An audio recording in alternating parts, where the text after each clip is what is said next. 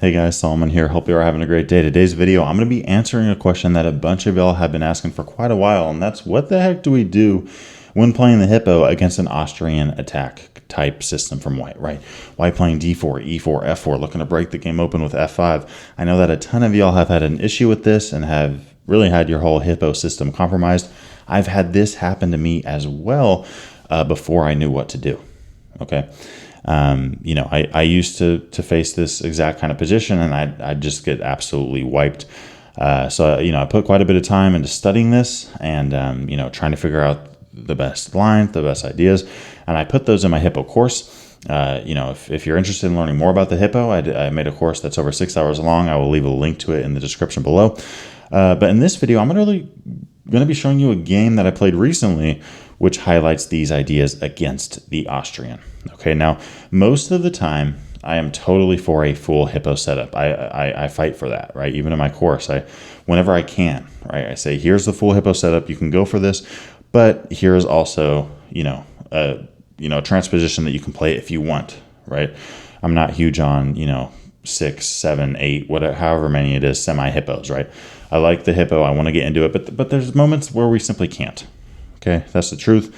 It's not very common, but it can happen. For example, if I play the Hippo and you play the Hippo and we're both trying to play the Hippo, we can't play both, right? Because you can't have, two fianchetto bishops from both sides because one of the bishops is just going to be hanging, right? That's one example. So if a Hippo and a Hippo meet up, you're going to end up with two half Hippos, right? So that's the start. But okay, let's go over this game that I played recently against my guy, Miles. He started this game off with the e4, and I go with my usual 1, 2, and 3. g6, bishop g7, and d6. We have knight d2. I play e6. I just continue with my normal plan. Here we have f4. Okay. Notice here, because I hadn't seen knight f3 yet, I had not committed to b6 and bishop b7. You will know why I just said that in a moment. But in general, I kind of like, just prioritizing kingside development myself. I know that other people, I know Simon Williams has talked quite a bit about the move of b6 to start things off. But okay, knight e7 here, and now we have f4, right? Notice here, white has a pawn that could come to f5 and a pawn on e4 and a bishop supporting it so far. I play the move b6, okay? Now here's really the main idea, guys. When you see this pawn on f4 early against the Hippo, you have to keep your bishop on c8. And many of you may be wondering, okay, wait, why did we play b6? We actually didn't play b6 to fianchetto this bishop in this case. We played b6 to support c5, putting pressure on the center very quickly, okay? Now, going back, let's say here white did play the move of f5, right? Okay, we'll take with the e-pawn, we'll take with the knight, we'll take with the bishop. That's totally fine. By the way, when you count defenders in this kind of scenario, I don't actually count g6 because I never want to take with the g-pawn, right? This is just bad news, okay? It's just bad. For example, we take back with our g-pawn here. The computer's going to sit here and tell you that it's dead even. I'm sorry, this is terrible. This is double isolated pawns, a pawn on h7.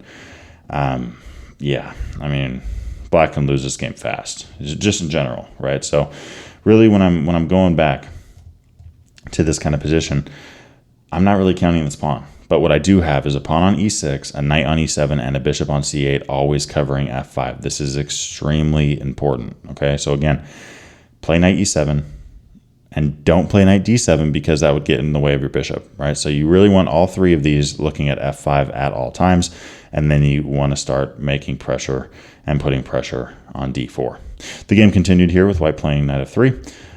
I castled here. I wasn't worried about f5 at all because I knew that I had three defending, pieces on that square. We have queen e2, and I now strike with the move of c5. If white wants to take, we'll take towards the center of the board, right? We'll take towards the center. We're going to have an open b file against that pawn, right? We're going to develop naturally. d5 at some point could be an option. Just looking to, put more pressure on white in that scenario. But okay, c5, here white plays the move of c3. I play knight c6, right? Continuing to put as much pressure as I can on this pawn while continuing to cover f5, right? These are really the two key squares in this kind of position, and we're putting all of our eggs into that basket. Castling kingside happened in the game. Here I ended up taking on d4, and I just kept trading off. Trade, and play d5. You want to continue striking in the center, right? We chipped away a little bit at the center here. Now we're playing d5. Notice, I mean, f5 here, if white does play f5, it's a little risky. It's a little risky just because we can take with the e-pawn. And if you take back, we're taking back with our bishop, right? Or our knight, right? Either one is playable. Again, we're keeping this knight and this bishop here for quite a while. Going back to that move of d5, I mean, if let's just say white, doesn't push on f5 or take or just do anything with that pawn, they just kind of make a move. Well, we're going to take on e4, and notice now we're not worried about f5.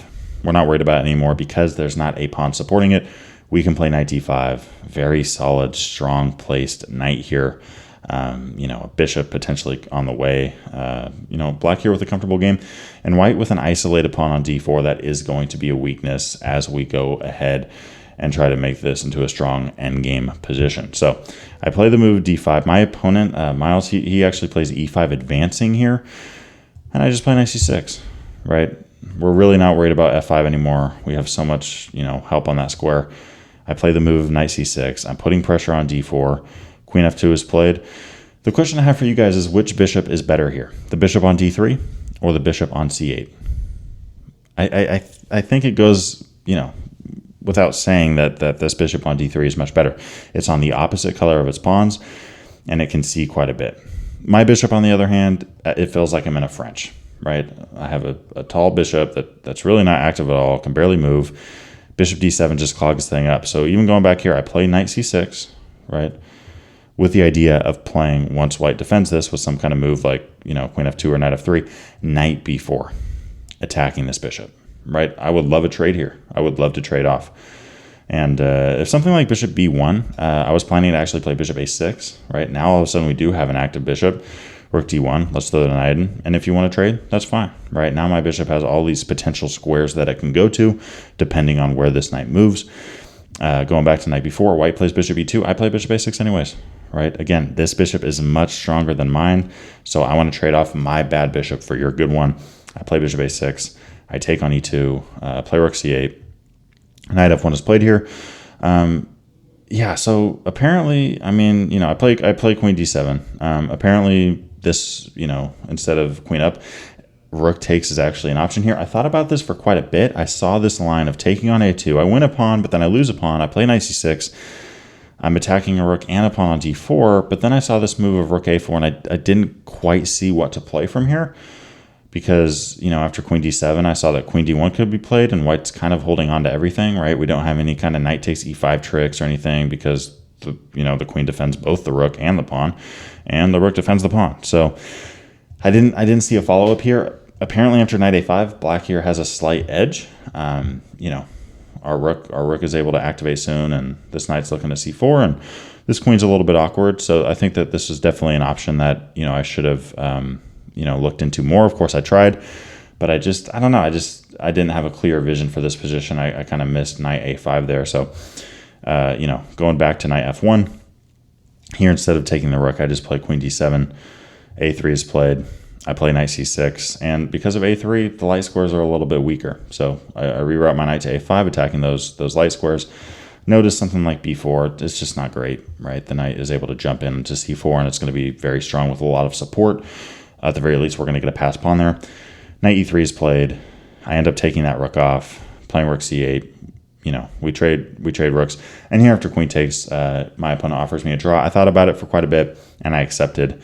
At the time, I was looking at this move of queen c6, and it was interesting because white doesn't have to take the queen. They could just play a move like king f2, but let's say white does, right?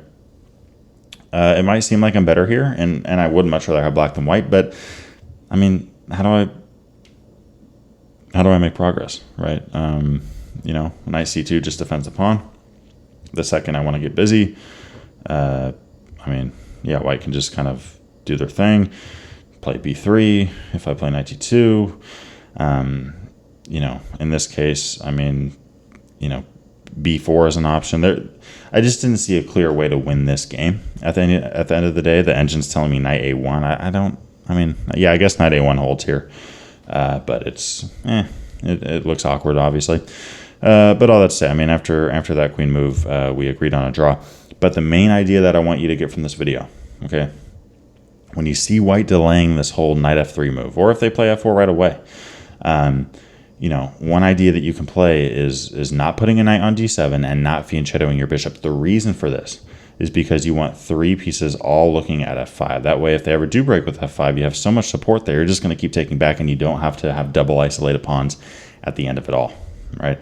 One more thing that is worth mentioning is, you know, in this position, what if white, instead of, you know, kind of delaying f4, what if they play f4 right away, right? You could play d6, right? d6, e6, knight e7, and b6, looking to play c5, chipping away at that center. Another idea you could play is actually d5 right away.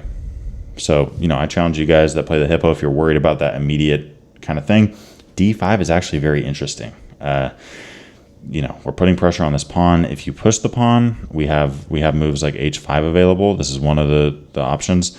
I know knight h6 is a computer move. I like h5 a lot. It's starting to feel kind of like a version of the Carl Khan with c6. I know that, you know, Nakamura plays that g6 line quite a bit against the advanced in the Caro.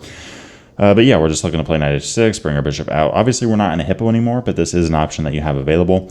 And if white takes, in that case, you know, we can capture back with our queen, put pressure on d4. When you defend it, knight h6, we're looking to put, you know, more pressure on that square. And if you kick your queen around, there's a lot of different moves that we have here. Queen a5 is playable.